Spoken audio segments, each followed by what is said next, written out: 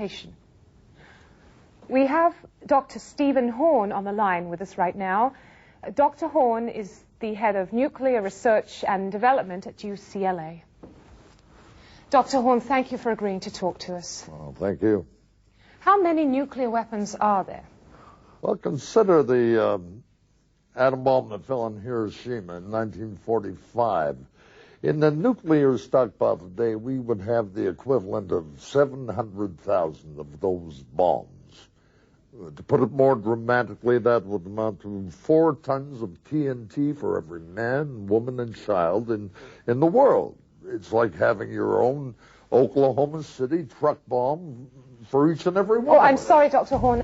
We interrupt this statement to take you now to David Boyle in Beijing, China for this update.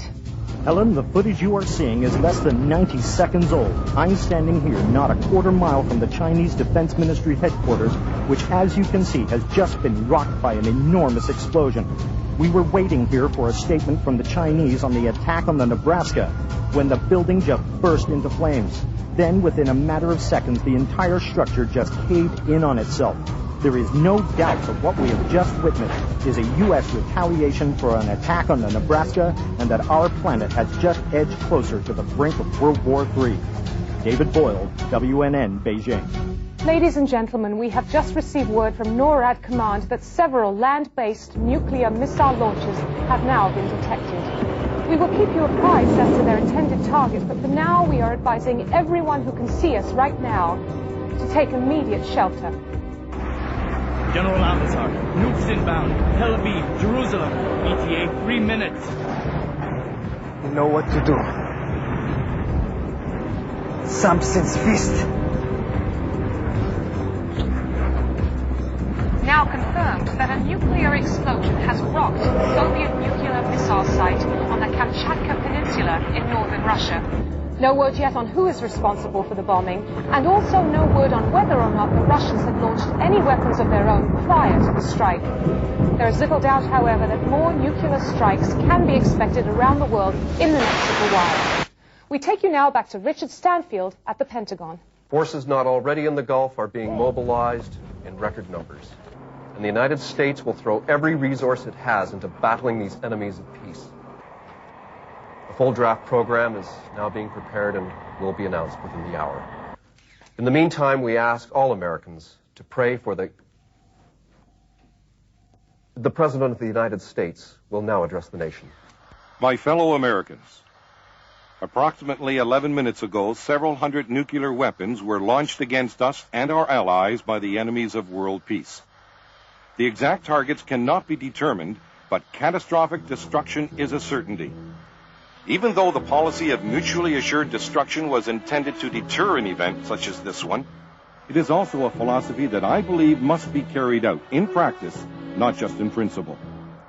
In keeping with that view, I have just authorized a counterstrike, the magnitude of which is almost beyond measure. Those who would see fit to kill hundreds of millions of innocent people for political gain must not be allowed to take control of the world. And the United States will not stand by and watch them do it, whatever the cost. It is indeed a sad statement about the human race that people would rather destroy the planet than open their minds to the views and beliefs of others. I am deeply sorry for what has happened. I am sorry that it has happened on my watch. God help us all. The President's message is clear. Nuclear destruction far beyond anything any of us could have imagined is now imminent. The fact that the President is now aboard Air Force One suggests that the continental United States is indeed a likely target. Unfortunately, the design of the warheads makes it impossible to know which cities have been targeted until only seconds before detonation. For all we know, we could be sitting on one of those targets right now. Any of us could. We now join our Los Angeles affiliate station already in progress. But it is unlikely that any kind of defense could be designed to protect us against such terrible weapons of mass destruction. I think probably the best thing we could have done would be perhaps to go home, say goodbye, and perhaps...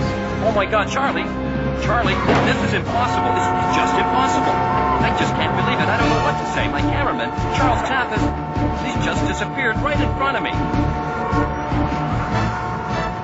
I don't understand it. People all around me seem to have been vaporized or something.